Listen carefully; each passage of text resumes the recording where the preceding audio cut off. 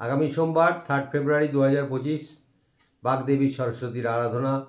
ওই দিন আমি ছাত্রছাত্রীদের জন্য বলবো, স্নান করবেন, সামান্য গায়ে একটু হলুদ মাখবেন, মেখে স্নান করুন। স্নানের জলে একটু গোলাপের আতর বা গোলাপ জল মিশিয়ে স্নান করুন। তারপরে দেবীর আরাধনা করবেন, দেবীকে পুষ্পাঞ্জলি দেবেন।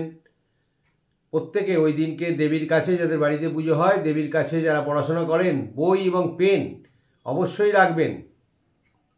দেবীর যদি ভোগ যারা বাড়িতে রাঁধেন, ভোগেতে পায়েস করে দেবেন, সাদা পায়েস, তার মধ্যে অল্প পরিমাণে কেশর মিশিয়ে দেবীকে নিবেদন করবেন।